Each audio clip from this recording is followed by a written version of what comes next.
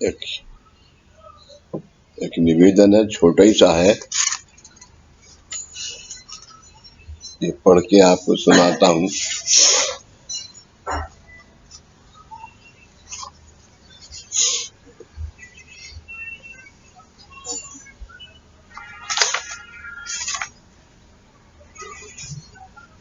देहिक सुख,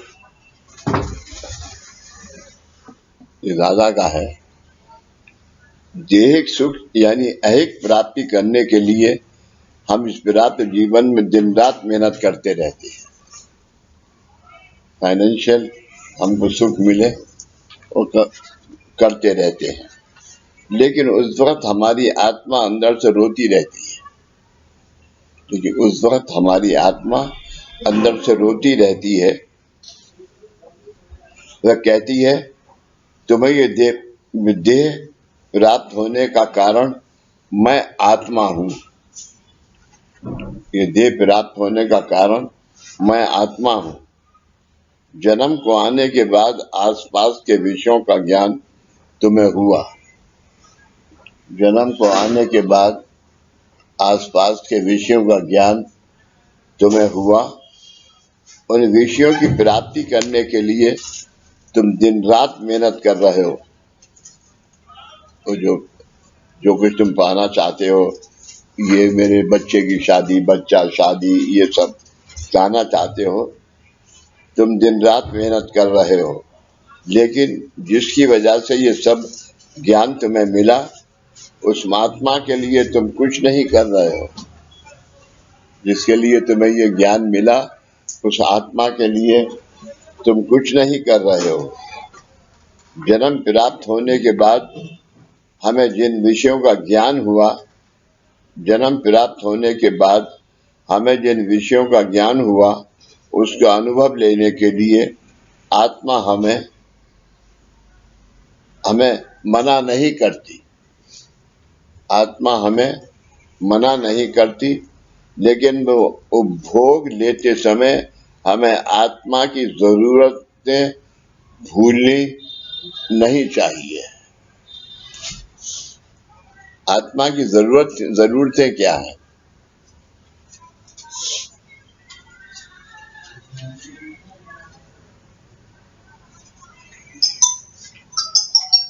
परमात्मा की याद, परमात्मा की याद है? और जिस परमात्मा की याद बनी रहे। नहीं, आप सब इतने लोग यहाँ क्यों बैठे हैं? शांति। मैंने कुछ क्लास अटेंड किए हैं क्या? तो हमें दूसरों की सेवा करना, इससे बड़ा इस दुनिया के अंदर कोई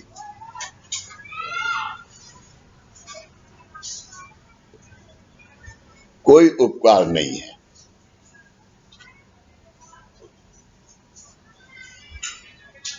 पंत महाराज ने आरती लिखी है, आत्मस्वरूपी दत्ता, प्रेमल तू माता, अत्रि सुधा, यानी तू तीनों से अत्रि सुधा अवधूता। ब्रह्मा विष्णु महेश, और यही दुनिया है, यही ब्रह्मांड है, यही पिंड है। आज खुद के लिए एक घर खरीदना है तो हमें लाखों करोड़ों रुपए चाहिए, और उसके लिए हम पूरी जिंदगी मेहनत करते हैं। जीवन में हमें अच्छा खाना, अच्छे कपड़े मिले, इसके लिए हम पैसा कमाते हैं। उसी प्रकार अन्य सुख प्राप्ति के लिए खर्चा करते हैं। तब हमारी आत्मा कहती है, सुख प्राप्त करने के लिए इस देह ने पूरी जिंदगी गुजारी। सुख प्राप्त करने के लिए पूरी जिंदगी गुजारी, लेकिन मेरे लिए अन्न वस्त्र और निवारा का प्रबंध नहीं किया। लेकिन मेरे लिए, आत्मा के लिए, आप क्या किसी के दिमाग में ये आता है कि मैं ये काम आत्मा के लिए कर रहा हूं? कैसे आएगा?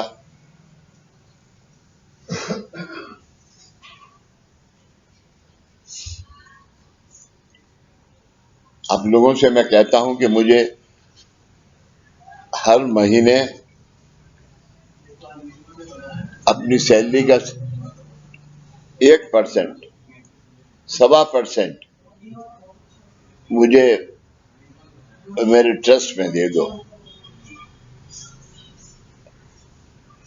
आज यहाँ पर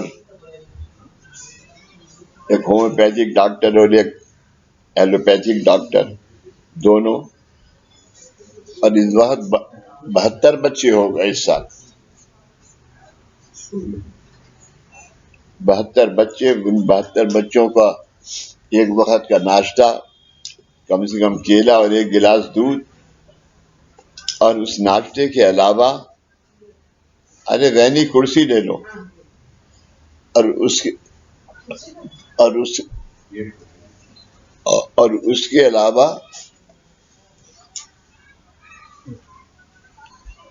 2 ड्रेस उन बच्चों की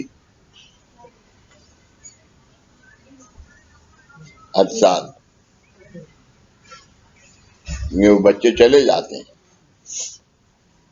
फिर बड़े स्कूलों में जाते हैं, फिर नाम। तो ये सब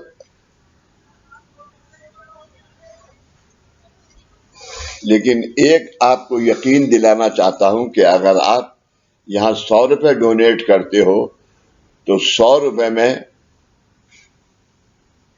मैं दुआएं खाता हूं, क्योंकि मेरी कोई नौकरी नहीं है। 25 पैसे से ज्यादा नहीं खाता, 12 आने यही खर्च करता हूं।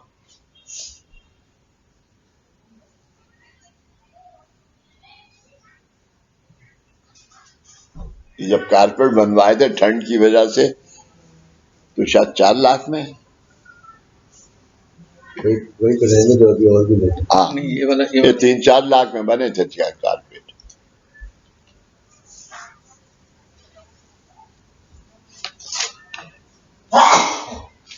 तब हमारी आत्मा कहती है सुख प्राप्त करने के लिए इस देह ने पूरी जिंदगी गुजारी, लेकिन मेरे लिए अन्न वस्त्र और निवारा का प्रबंध नहीं किया।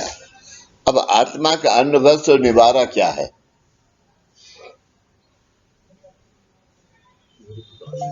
यानी सत्कर्म। हाँ बिल्कुल धीरज, सत्कर्म। और तुमने आज जो दूसरों के लिए किया, तुम्हारा कोई उस आदमी पे कोई एहसान नहीं है। खुद पर ऐसा कि गुरु ने करवाया। समझ रहे हो नहीं समझ रहे हो? समझ रहा हूँ। हाँ, तो ऐसा कर्मों का काम है। सुख प्राप्त करने के लिए इस देह ने पूरी जिंदगी गुजारी, लेकिन मेरे लिए अन्न वस्त्र और निवारा और निवास का प्रबंध नहीं किया। इसलिए हमारी आत्मा हमारे प्राप्त किए हुए ऐहिक सुखों में शामिल नहीं होती। ऐहिक सुखों में शामिल नहीं होती। हमारी आत्मा ऐसे सुखों में शामिल नहीं होती। हम अपनी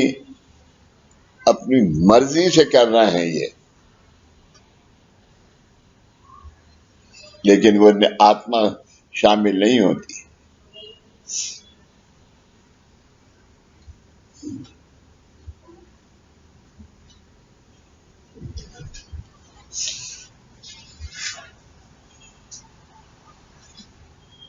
गीतांजलि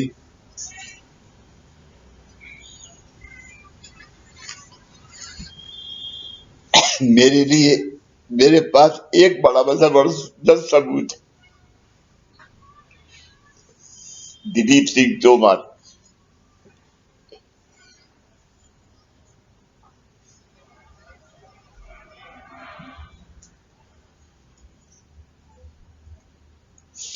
उसका स्वर्गवासी होने से पहले मैं हफ्ते में 1 दिन तो जाता था उसके घर देखने उसे।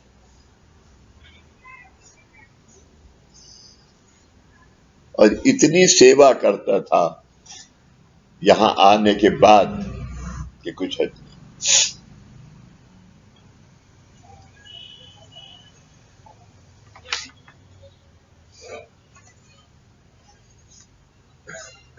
और एक बहुत बड़ा दुख है मुझे दिलीप सिंह कि मैं इन बच्चों को नहीं सेटल कर सका। नहीं सेटल है, लेकिन अब भी जिद में सेटल नहीं है।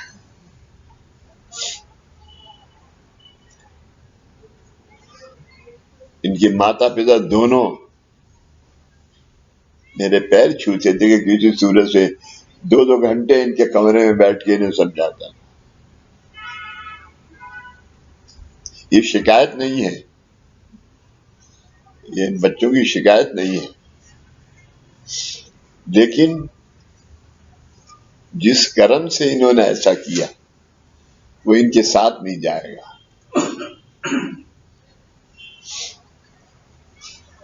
अभी ये यहाँ पर हफ्ते में हर उसके और संडे तो आते ही आते हैं, और यहाँ पे बाबा के का क्या काम करते हैं? रंगोली बनाते हैं, तुलसा की पूजा करते हैं, स्वास्तिक बनाते हैं। ये किस लिए है? आप सब आए हो तो उसके लिए लक्ष्मी अंदर आएगी आपके साथ, जाएगी आपके साथ। एक वो बैठी हुई है पीछे,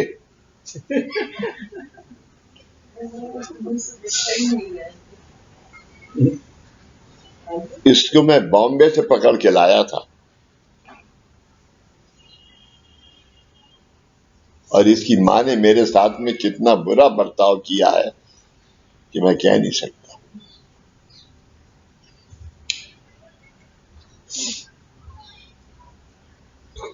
इससे कहती थी कि ये तुझसे शादी करना चाहता है। आप समझ गए? ऐसा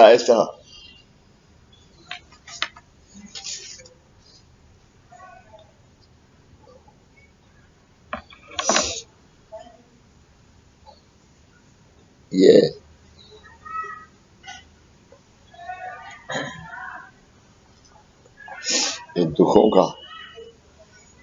दुखों का पहाड़ है ये।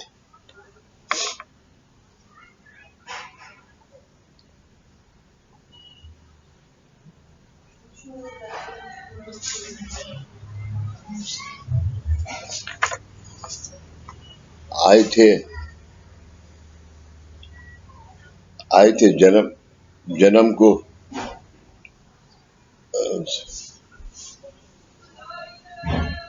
आए थे जन्म को सोने के लिए, दुआ जो मिली तो मजहार हो गया। आए थे सोने कब्र में आए थे सोने कब्र के लिए निफेद, आए थे सोने के लिए कब्र में सोने के लिए, दुआ जो मिली तो मजहार हो गया।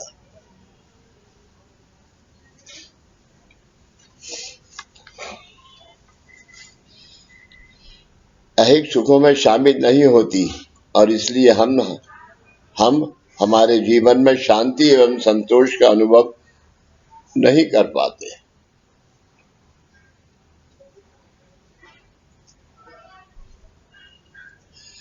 प्राप्त देह में हमें यही छोड़ के जाना है।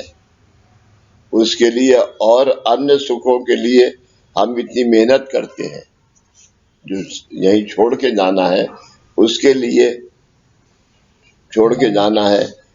लिए और अन्य सुखों के लिए हम इतनी मेहनत करते हैं, और जो आत्मा हमारे साथ हमेशा के लिए रहने वाली है उसके लिए ना अन्न है, ना वस्त्र है, और ना निवारा है, निवारा मकान।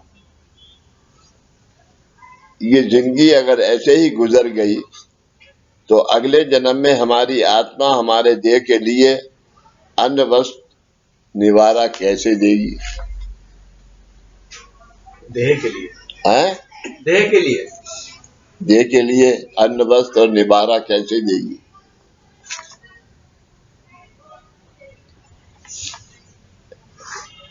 एक हमारे पास एक और आदमी यहाँ पर बैठा हुआ है,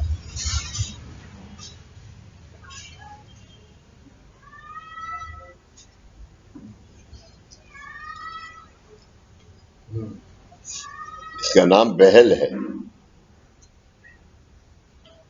सिवाय अपनी आत्मा के सबको बहलाता है।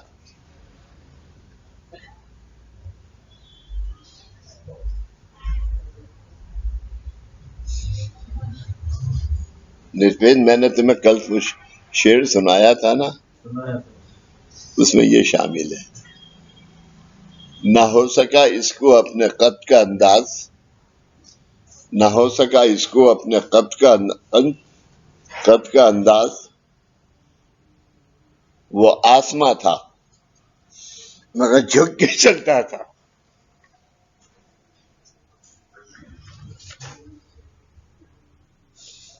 अगर ऐसे ही गुजर गई तो अगले जन्म में हमारी आत्मा हमारे देह के लिए अन्न वस्त्र निवारा कैसे देगी? फिर हम औरों के घर परिवार को देखकर अपने नसीब को कोसते हैं, अपने नसीब को कोसते हैं। क्या कोसते हैं?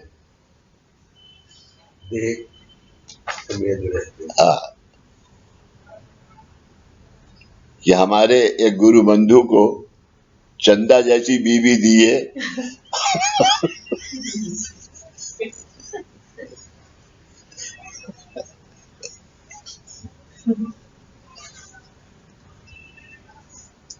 दिमाग कैसे देंगे? फिर हम औरों के घर परिवार को देखकर अपने नसीब को कोसते हैं कि हमारे पास उस तरह का सुख क्यों नहीं है। हमारे इस जन्म में हम किस तरह आचरण करते हैं, इस पर हमारे अगले जन्म का सुख निर्भर है। हमारे अगले जन्म का सुख निर्भर है। इसलिए इसी जन्म में हमें अगले जन्मों का प्रबंध करना है। इसलिए इसी जन्म में हमें अगले जन्मों का प्रबंध करना है।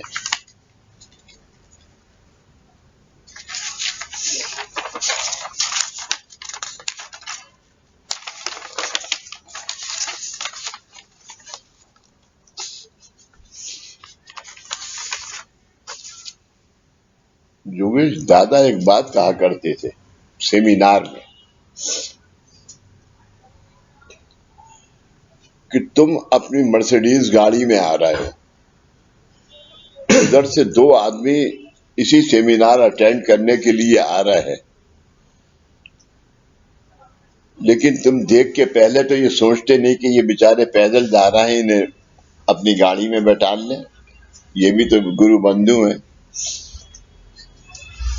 और अगर तुमने कहा भी तो वो बेचारे शर्म के मारे कि इतनी बड़ी अच्छी गाड़ी इसमें कैसे बैठे, वो कैसे मना करते हैं, तो तुम चले जाते। उतरो गाड़ी से, उनसे प्रार्थना करो, आप बैठिए, हम भी उसी सेमिनार के लिए जा रहे हैं। हमारी आत्मा को हमने जन्म वस्त्र निवास देना है। मतलब क्या करना है?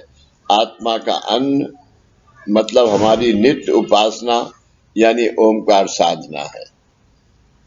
हमारी नित्य उपासना यानी ओमकार साधना है।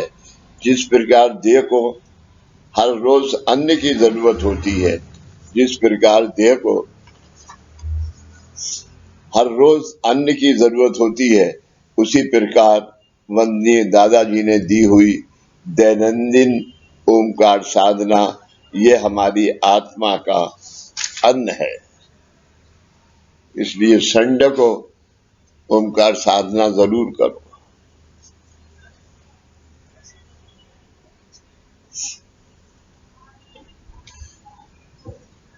इसके दो फायदे इस संस्था को हैं।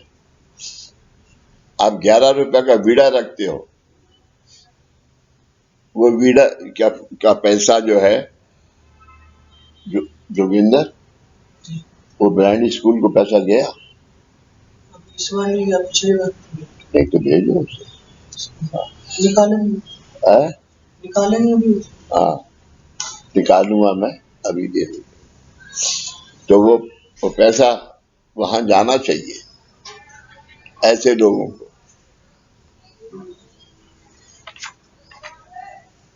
आत्मा का वश यानी कृपा आशीर्वाद, इसकी प्राप्ति के लिए हमने कार्य केंद्र पर जाकर श्रद्धा भक्ति सेवा भाव से गुरु मार्ग का लाभ लेना है।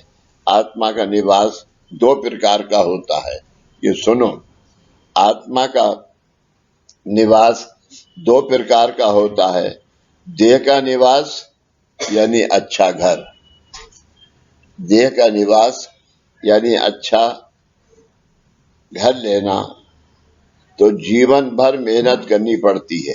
उसी प्रकार आत्मा को अच्छा निवास प्राप्त कराने के लिए भी मेहनत है, निवास प्राप्त कराने के लिए मेहनत है।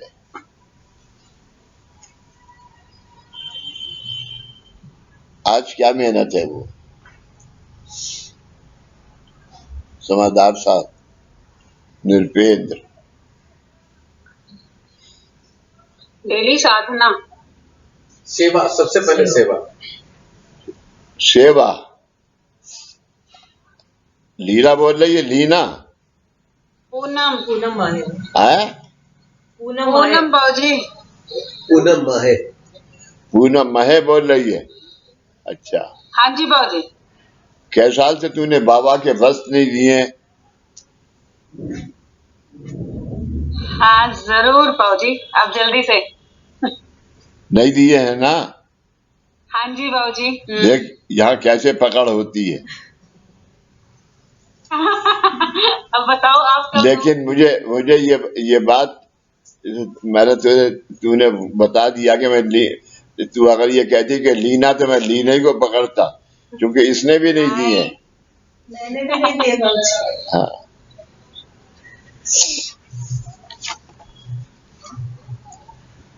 कराने के लिए भी मेहनत है। आत्मा का पहला निवास यानी हमारी देह, आत्मा का पहला निवास यानी हमारी देह। आज हमारे देह में दैहिक शक्ति प्रधान है, आज हमारे शरीर में दैहिक शक्ति प्रधान है। और वह प्रधान कितनी है? जितनी तुमने आज सुबह से आके सेवा करी।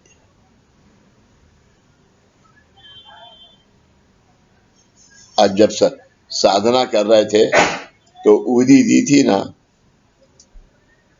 वो काफी है आज के लिए। कल को अपने घर में अगरबत्ती और दिया जला के फिर प्रार्थना करो, ओंकार साधना करो। बाबूजी। हाँ बाबूजी, ये एक सेकंड, जो हम साधना करते हैं ये तो आत्मिक शक्ति के लिए हुआ था। वो आएंगे बाबूजी नेक्स्ट लाइन में। लेकिन अभी जो तुम यहाँ पर जो तुम्हें ये तुम भेजते हो ना लोटो, इस पे ज्वाइन करो। हाँ, जूम लोटो है वो, जूम जूम बाबूजी। जूम लेके तो तुम्हारे माध्यम से कितने लोग जूम पे सुन रहे हैं ये?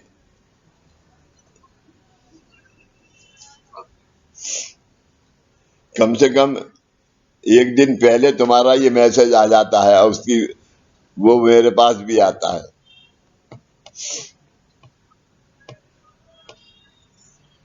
भले क्या होता है बाबूजी। हाँ, तो मैं क्या करता हूँ, दोनों बच्चे सुखी हूं।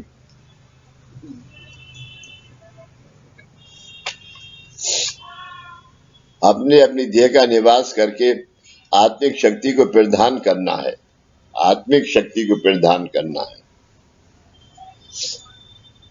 हमारी आत्मा का दूसरा निवास यानी उसका परलोक का स्थान, जहां पर उसने मृत्यु के पश्चात जाना है, परलोक का स्थान जहां जाना है, वह स्थान अच्छे लोक में अच्छी जगह पर हो। इसलिए हमारी आत्मा को गुरु की कृपा से सद्गति प्राप्त हो।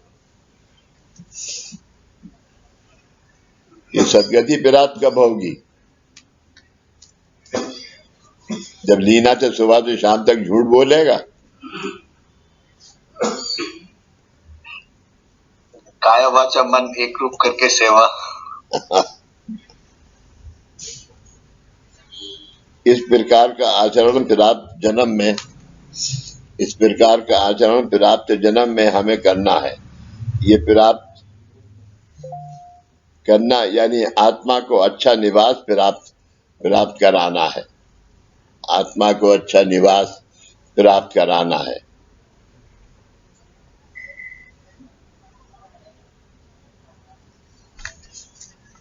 गुरु मार्ग में श्री गुरु भिन्न भिन्न साधनों की सिद्धता करके भक्तों का उद्धार करते हैं।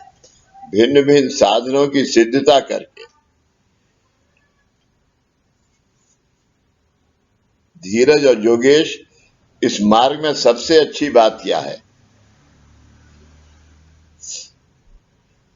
बाबूजी ये निरंतर फ्लेक्सिबल मार्ग है ना, सभी साधनों की सिद्धता है। सब कुछ यहाँ पे सिद्ध होके देता है, सिद्ध होकर देता है सब कुछ।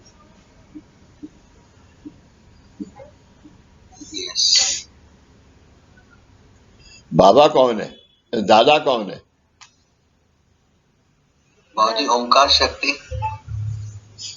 दादा त्रिगुणात्मक शक्ति है। ओमकार। अब तुम कहोगे क्या ओमकार शक्ति भी त्रिगुणात्मक है? लेकिन त्रिगुणात्मक है, लेकिन उन्होंने कब त्रिगुणात्मक शक्ति प्राप्त करी?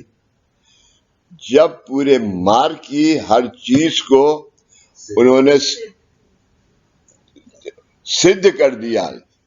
तो इस यानी आज प्रार्थना, ओमकार साधना, आरती साधना, मुलाकात साधना, ये गुरु प्रसाद में आत्मनिवेदन में ये तुमने सब में पढ़ा है। तो इसमें और सबसे बड़ी बात यह है कि जो ये सिद्ध साधन है, इसके अंदर यानी गुरु ने अपनी आत्मा को सरेंडर करके किया है। हर चीज की सिद्धता करते पे दादा को हार्ट अटैक हुआ है।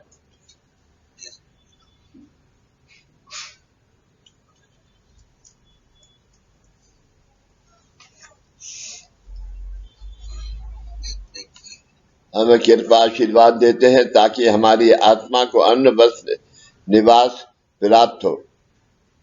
आज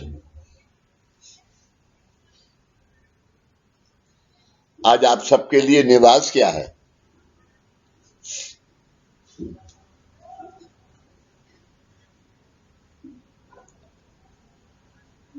ये निवास है।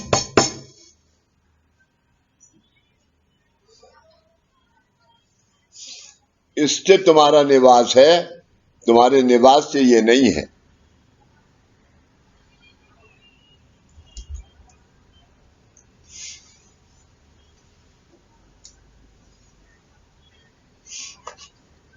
और ऐसा क्यों है भाई?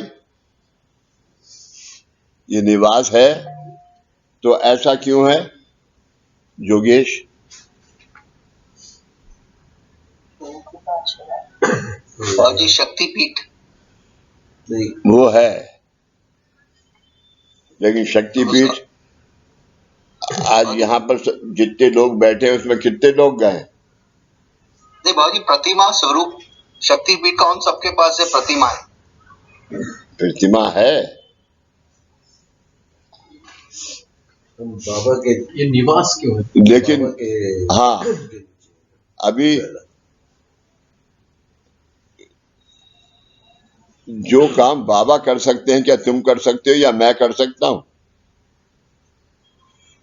और हम अगर करेंगे तो ढंडोरा पीटेंगे,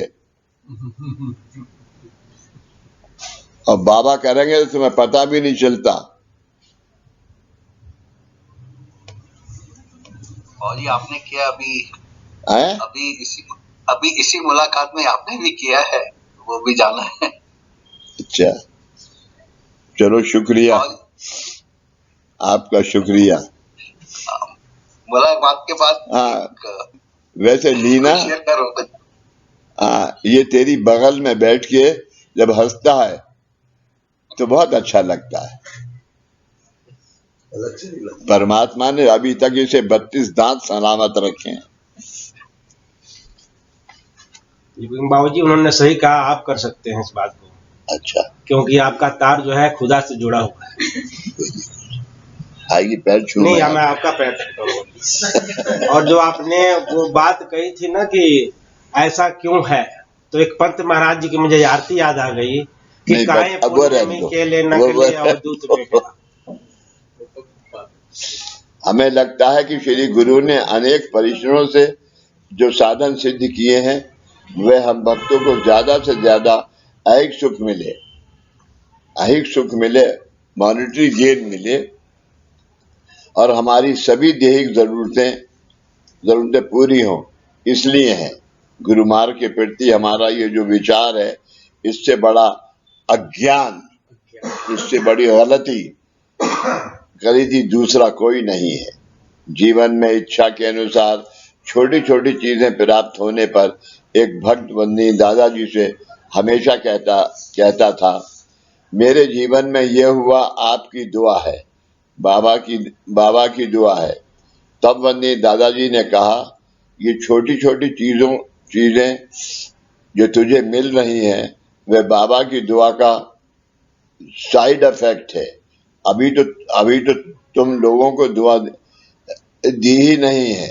मेरे बाबा की दुआ इतनी बेकार नहीं है कि तुम बेकार की बातें मांगो और उसके लिए मैं वो दुआ दूं।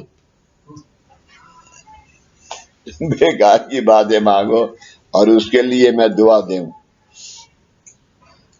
उस दुआ को पैदा करने के लिए मुझे जीवन में बहुत मेहनत करनी पड़ी है। फिर उस दुआ को साकार किया है। आज मांगने वाले को समझ नहीं है। अभी एक बात मुझे याद आ गई। बाबा की बड़ी लड़की, दादा की बड़ी लड़की की शादी एक मुसलमान से हुई है और वो मुसलमान कसाई है। जब वो शादी हुई तो दादा ने घर के बाबा के सामने एक वीड़ा लगा के पूछा कि मेरा एक सवाल है और मेरे घर वाले और मेरे भाई बहन मुझे एडॉप्ट करना नहीं चाहते। तो उन्होंने वो क्या सवाल है?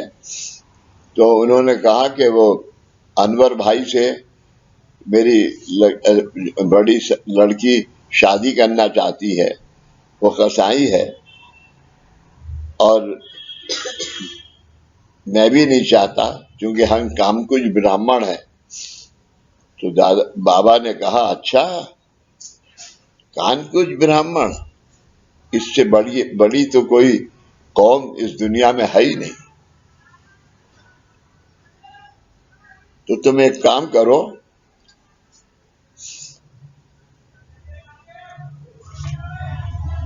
तुम इस कसाई के बराबर एक ब्राह्मण ढूंढो, तब शादी करना इससे।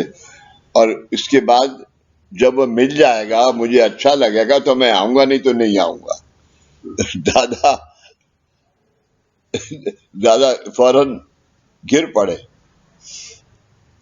और उन्होंने दूसरे दिन सुबह को एक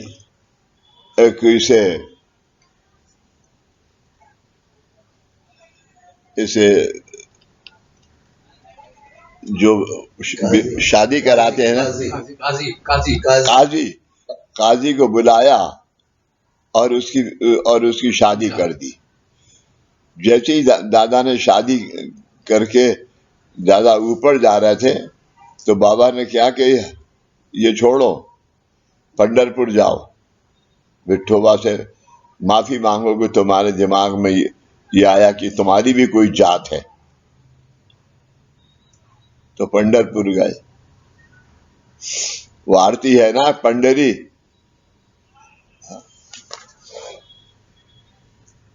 बहुत मेहनत करनी पड़ी है। फिर उस दुआ को साकार किया। आज मांगने वालों को समझ नहीं है, आज मांगने वालों को समझ नहीं है।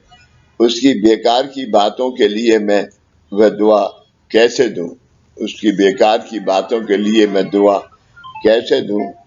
आपके घर में कोई छोटा बच्चा खेल रहा है, आपकी जेब में 500 रुपए का नोट देखकर वो नोट मांगने लगता है। उस छोटे बच्चे को 500 रुपए की पहचान नहीं है, उसे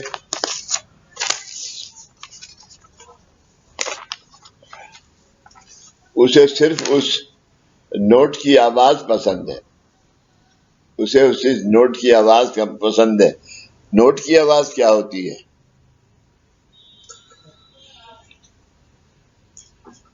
योगेश जरा 500 रुपए का नोट रखा है, उठा देना, ये आवाज।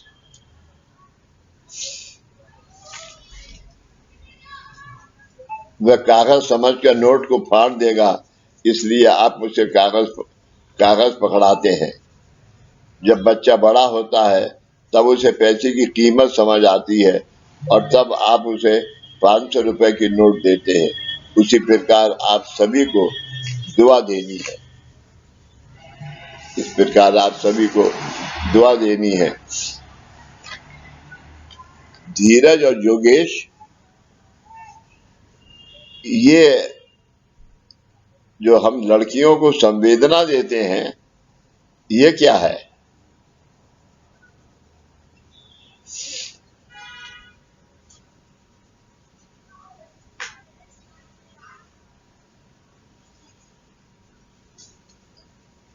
बाबा की दुआ। और 4 संवेदना से ज्यादा नहीं देते। चौथे महीने से शुरू करते हैं, 7वें महीने में बंद कर देते हैं।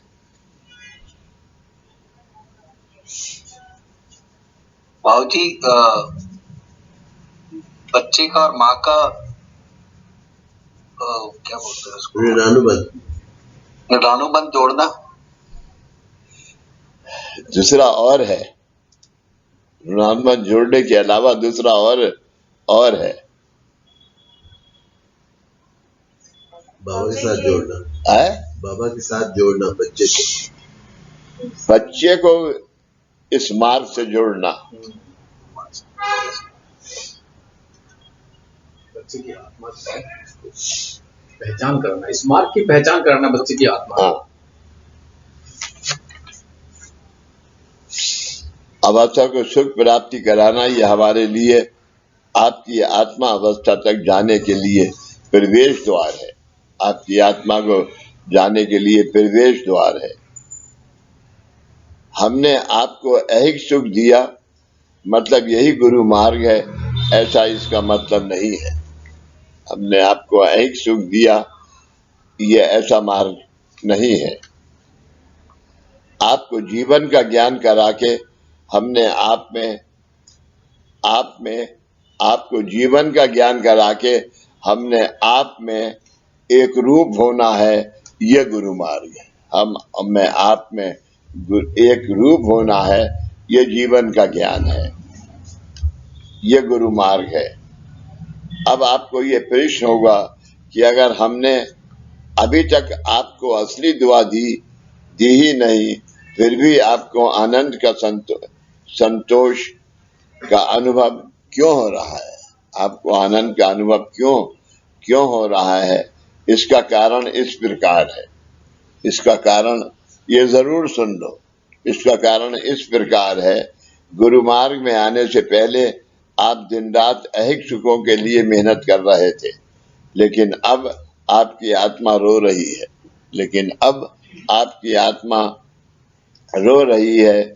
आपको प्राप्त हुए सुख में जब तक आपका आत्मिक तत्व नहीं समाता, आपको प्राप्त हुए सुख में जब तक आपका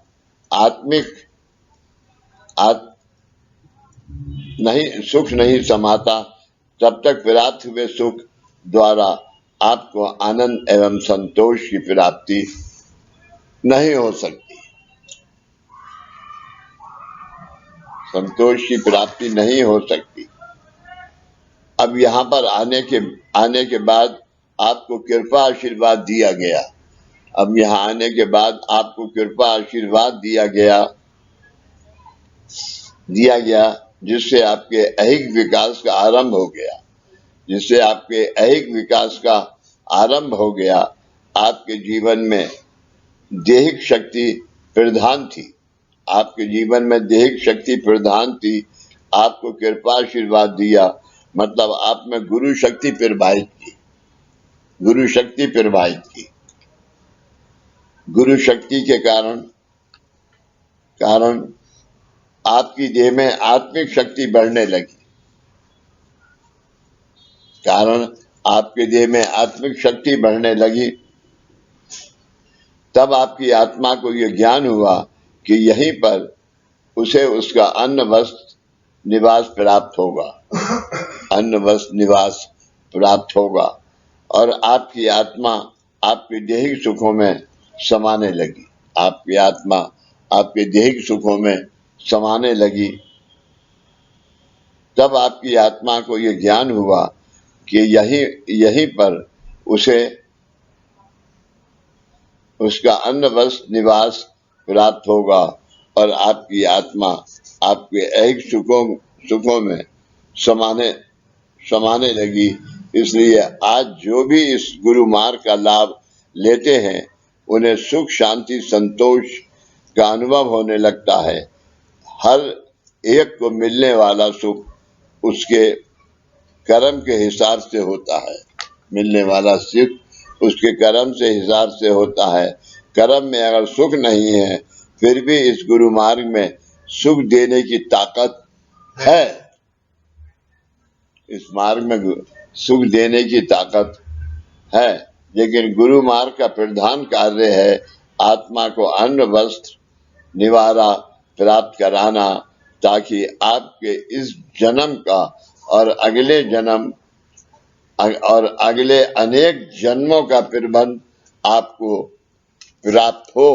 और जो आज हो गया, जो आज हो गया,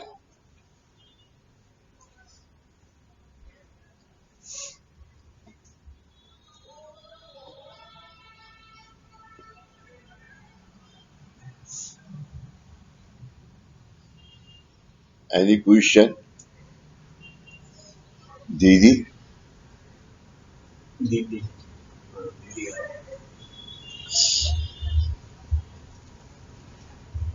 कोई सवाल? तो खड़ी क्यों हो? नहीं, मैंने तो पूछा था तुमसे। जब निष्ठा की आवाज देती है तो नहीं उठती हो। निष्ठा नहीं है, बंधना। कौन है? मैं समझा कि तुम कह रही निष्ठा भी नहीं है, बंधना भी नहीं है, भगना है।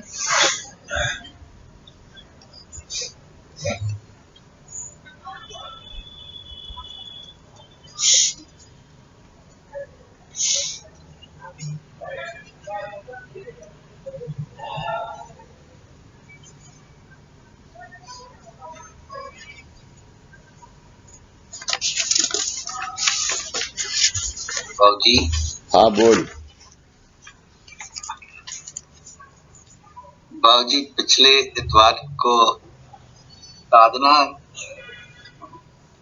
करते हुए जो समझ आया कुछ वो आपसे शेयर करना चाहता हूँ, बताइएगा। बाबूजी, मैं लिंक कर रहा हूँ कुछ चीजें, मैं कुछ चीजें लिंक कर रहा हूँ, आप थोड़ा मेरे को गाइड करिएगा उसमें कि जो एक मेरी बात सुन ले, तुझे गाइड करने के लिए मैंने तेरी बीवी तुझे दी है, वो बहुत समझदार है, बहुत अच्छी है। बाजू खुद हंसने लगे इस बात पे। अच्छा बोलो। हाँ बाबूजी, जो सूफी पंथ है वो उनका वो नागपंथ से जुड़ा हुआ है या नागपंथ के एक तरीके से अनुयायी है, और नागपंथ जो है वो उनके दैवत हनुमान जी हैं। तो बाबूजी, आपको दादाजी ने सूफी की दीक्षा दी और फिर उसके बाद सूफी की दीक्षा मतलब आप सूफी का स्वरूप हो गए। फिर उसके बाद बाबूजी आपने जब हनुमान जी की स्थापना करी जयपुर में, आपने कितने पूर्णिमा आपने अभिषेक जाके किया, दिल्ली से जयपुर जाना हर पूर्णिमा को। तो बाबूजी पिछले इतवार को जब हम सामूहिक साधना जब कर रहे थे, जूम पे ही कर रहे थे, तो उस समय जो इतना कुछ मेरे को महसूस हो रहा था, मेरे को फिर आंखें खोलनी पड़ी कि जब मारुति स्त्रोत का जाप कर रहे थे तो उसमें साक्षात हनुमान जी आपके पूरे स्वरूप में, मतलब आपका स्वरूप और हनुमान जी का स्वरूप एक था। तो मैंने कहा कि बाबूजी आपने जयपुर आंखें बंद कर मो नहीं बाबूजी, चीजें देखो, हम लोग, हमें तो समझ आती ही नहीं है, पर इतनी पुरानी बात है बाबूजी। तब धीरज, जब हनुमान जी की मूर्ति हुई तो उस वक्त मुझसे पता है तुम्हें, मुझसे किसने मुझे इसका ज्ञान दिया? छोटे बाबा ने। उन्होंने क्या कि जैसे दादा के घर के बाहर हनुमान जी की मूर्ति है और जिसकी सेवा दादा करते थे और करते आए हैं और कर रहे हैं, और उसके बाद दादा के भाई वहां कर रहे हैं, तो तुम्हें भी वो मूर्ति काली होनी चाहिए। मैंने पूरे राजस्थान में वो मूर्ति ढूंढी, किसी ने क्या, काला पत्थर हम नहीं रखते, और हनुमान जी की मूर्ति काले पत्थर की कैसे? लेकिन मैंने क्या कि अभी तो जो हुक्म है उसका पालन करना है, बाकी तुम कितने ही कहोगे काले पत्थर की कैसे। लिहाजा चेन्नई में मिला काला पत्थर, और जयपुर में जो कन्हैया थैरिया मल है, उन्होंने उसकी हनुमान जी की दोनों आंखें लगाई। वो जो आंखें हैं उसमें हीरा है,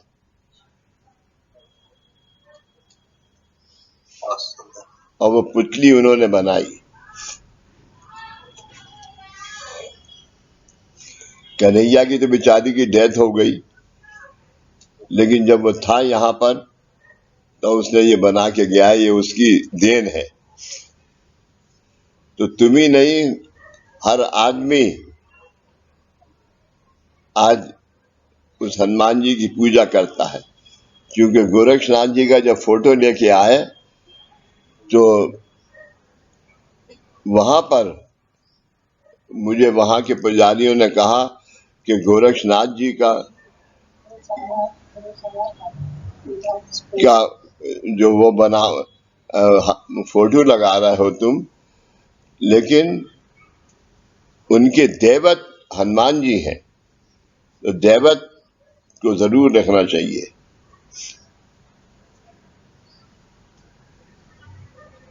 उसके बाद मुझे एक रात को इस बात का एहसास हुआ कि हनुमान जी का काला फोटो होना चाहिए। तब मैंने काले पत्थर की तलाश करी, खैर वो किसी सूरत से चेन्नई में मिला, और उन्होंने मूर्ति भी बनाई, और उस मूर्ति के अंदर जो तेज है वो तो मैं बता ही नहीं सकता। तो इसीलिए एक साइड में हनुमान जी हैं और एक साइड में गोरक्षनाथ जी हैं।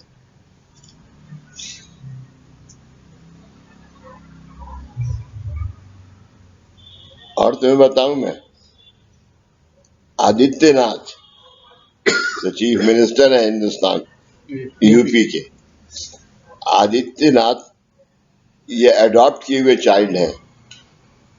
वहां के जो चीफ महंत थे उन्होंने इसे अडॉप्ट किया क्योंकि उनके कोई बच्चा नहीं था।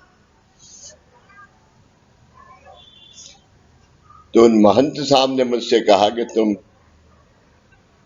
ये बनाओ, और उन्होंने जब उसकी स्थापना करी तो 7 क्या कहते हैं उनको, जो उनकी सेवा करते हैं। अच्छा हाँ, जो सेवकरी है उनके साथ महंत लोग जो उनकी सेवा करते हैं। हाँ, वो क्या नाम है?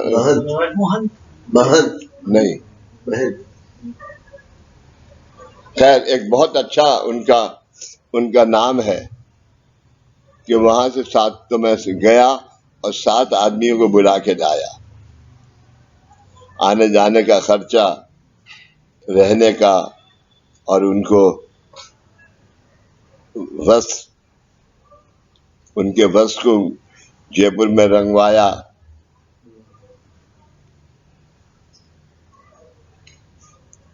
क्योंकि वो सिवाय गेरुए के और कोई कपड़ा नहीं पहनते और तहमत पहनते हैं।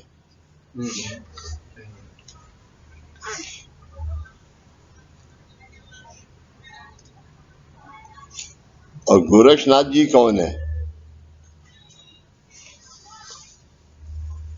एक औरत को मच्छिंद्र नाथ ने ऊदी खाने को दी और उन्होंने क्या कि ये ले, तू आज तेरे बच्चा नहीं होता तो तू ये ऊदी खा ले, बच्चा हो जाएगा ठीक। 9 महीने 9 दिन के बाद मैं आऊंगा तो वो बच्चा मुझे दे, और उसके बाद जितने भी बच्चे होंगे सब तेरे। तो पहुंचे गोरक्षनाथ जी, मच्छिंद्र नाथ, उन्होंने क्या कि मेरा बच्चा दे। और उन्होंने क्या कि बच्चा हुआ ही कहाँ? तो उन्होंने क्या, ये तो हो ही नहीं सकता कि मैं तुझे ऊदी देऊं और बच्चा ना हो। दुनिया फट सकती है लेकिन ऐसा हो ही नहीं सकता। तब उन्होंने कहा कि अच्छा, तूने उस ऊदी का क्या किया? उनके जब पड़ोसियों ने कहा तो मैंने घूरे में डाल दी, उसमें गोबर में, उसमें चूल्हे में जो रोटी बना रही थी उसमें डाल दी। उनके उस राख का क्या किया तूने? वो बाहर घूरे में डाल दी। तो मच्छिंद्र नाथ पहुंचे, उठो गोरक्ष, मच्छिंद्र आया। तो गोरक्षनाथ जी निकल दिया है।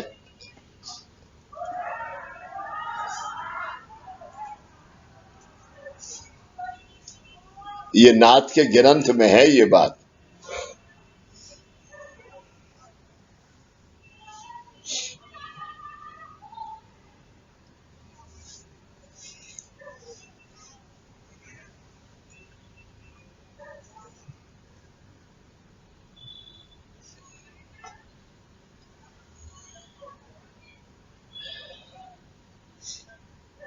चलो, और कुछ सवाल?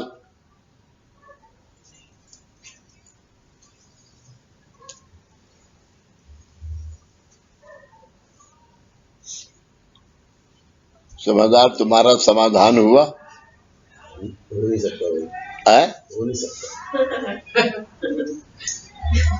सबका मालिक एक। अगर वो इस बात ही कह दे कि समाधान नहीं हुआ तो आज खाना नहीं मिल गया इसे। उससे समाधान होगा।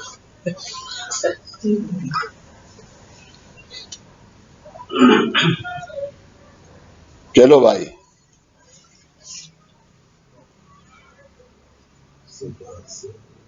तनुज चल मेरे साथ ओमकार कर बैठ के। सदा सर्वदा। ठीक है बाजी। सदा सर्वदा।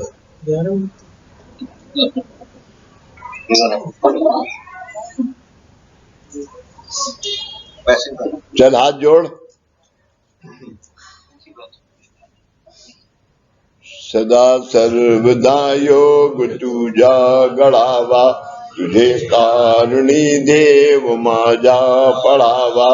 उपेक्षु नको गुणवंता अनंता रघुनायकामा गणेची आता उपासनेला धरण चाल भावे भूदेव संतासी सदा नभावे सत्कर्म योगे वैवाल भावे सर्वामुखी मंगल बोल भावे ज्या ज्या ठिकाणी मन जाए माझे त्या त्या ठिकाणी निज रूप तुझे मीठे बितो मस्तका ज्या ठिकाणी ते ते तुझे सत गुरु पाए दानी सच्चिदानंद सद्गुरु साईनाथ महाराज की जय। श्री गुरुदेव दत्त सदानंदाचार्य कोट सच्चिदानंद सद्गुरु श्री पंत महाराज की जय। श्री गुरुदेव दत्त श्री सद्गुरुनाथ दादा महाराज की जय। श्री गुरुदेव दत्त।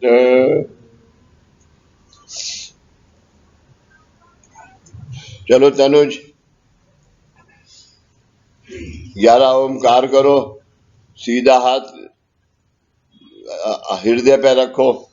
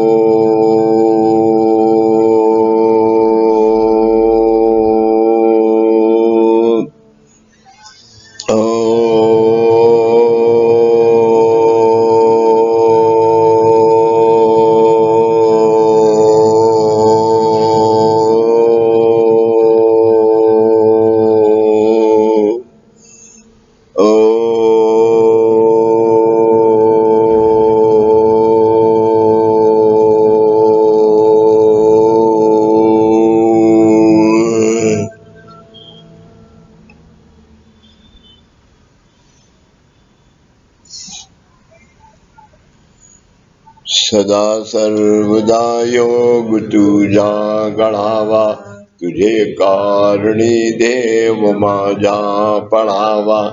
अपेक्षू नको गुणवंता अनंता, रघुनायकामा गळे हेची आता.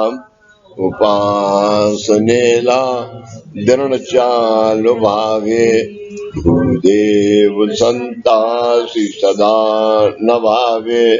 सत्कर्म योगे भयमाल भावे सर्वामुखी मंगल बोल भावे जा जा ठिकाणी मन जाए माझे त्या त्या ठिकाणी निज रूप तुझे मीठे विदो मस्तका ज्या ठिकाणी ते ते तुझे सद्गुरु पाए दानी सच्चिदानंद सद्गुरु साईनाथ महाराज की जय।